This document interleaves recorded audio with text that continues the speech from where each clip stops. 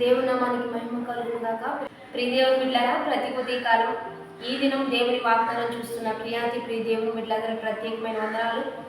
ప్రతి ఉదయకాలం దేవుడే మనతో మాట్లాడుతూ మనల్ని ధైర్యపరుస్తూ బలపరుస్తూ ముందుకు కొనసాగుతూ ఉండగా ఈ దినం దేవుడు ఏ వాకు నుంచి లేవనెత్తున్నాడు చూద్దాం. పరిశుద్ధ లేఖన గ్రంథంలో నుంచి కీర్తనలు 32 దావీదు కీర్తన 10వ వచనం చదువుకుందాం. భక్తిహీనులకు అనేక వేదనలు కలుగుచున్నవి, యెహోవా యందు నమ్మిక ఉంచు వారిని కృప ఆవరించుచున్నది. నీతిమంతులారా, యెహోవాను బట్టి సంతోషించుడి, ఉల్లసించుడి.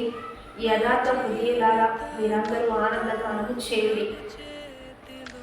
ఈరోజు దేవుడు మనకి ఇచ్చిన బలమైన వాక్కు, భక్తిహీనులను అనేక వేదనలు వెంబడిస్తున్నాయి, అయితే నీతిమంతుల పట్ల కృప విస్తరిస్తుందనే వాగ్దానాన్ని ఈరోజు దేవుడు మనకి ఇస్తూ ఉండగా, కృప విలువైంది, కృప అద్భుతమైనది, కృప శాశ్వతమైనది, కృప హెచ్చించేది, కృప దీర్ఘకాలం మనతో ఉండి మన పట్ల ఆశీర్వాదకరమైన మంచి దినమును మనకి ఇవ్వగలుగుతుంది. కనుక కృప వెంబడి కృప పొందుకోవడానికి క్రైస్తవులుగా దేవుని బిడ్డగా మనం ఎప్పుడు ప్రయాసపడాలి, తాపత్రయపడుతూ ఉండాలి దేవుని బిడ్డరా. అందుకనే నీతిని అనుసరించి నడుస్తూ ఉంటే, మంచి చేస్తూ ఉంటే, మేలు చేస్తూ ఉంటే మనకేమొస్తుందంటే కృప ప్రతిఫలంగా వస్తుందని దేవుడే సెలవిస్తూ ఉన్నాడు.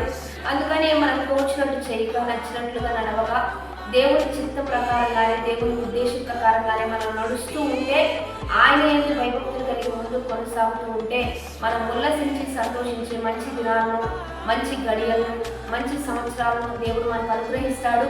రెండోదిగా భక్తిహీనత వలన అనేక వేదనలు మనల్ని వెంబడిస్తాయని దేవుడే సెలవిస్తున్నాడు. ఎక్కడ భక్తిహీనతలోకి వెళ్ళిపోకుండా, భక్తిలో నుంచి తొలగిపోకుండా దేవుణ్ణి ఆరాధించడం, దేవుని స్తుతించడం, ఇలాంటి విషయాలందు ఆసక్తి కలిగి దైవికంగా నడుచుకుందాం. మంచి దినాలు చూద్దాం, అద్భుతంగా ఆశీర్వదించబడదాం. వాగ్దానాన్ని బట్టి ప్రార్థన చేద్దాం. పరిశుద్ధుడా, మహోన్నతుడా, గొప్ప దేవ, ఈ దినం మీరు మాకు ఇచ్చిన బలమైన వాక్వచనాలను బట్టి మీకు మహిమ. ఎంతమంది బిడ్డలు ఈ వాగ్దానం చూస్తున్నారు, ఈ వాక్వచనాలన్నీ బిడ్డల పట్ల కూడి పరిచయ నీతిని అనుసరించి నడవాలి, కృప విస్తరించబడాలి. అద్భుతంగా కృప వెంబడి కృప, మహిమ వెంబడి మహిమ, అభిషేకంతో బిడ్డలు లేవనెత్తబడినట్లుగా ఒక్కరిని లేవనెత్తి ఉదయకాలం ఆశీర్వదించి ఈ 50 దిన ఉపవాస ఆరాధన యొక్క బలముతో నింపమని ప్రభువైన యేసుక్రీస్తునామమున పేరట అడిగి వేడుకొని ప్రార్థిస్తూ ఉన్నాము తండ్రి. ఆమేన్. మంచి లైక్, షేర్, కామెంట్ చేస్తూ ధైర్యంగా సిద్ధపడ్డాం.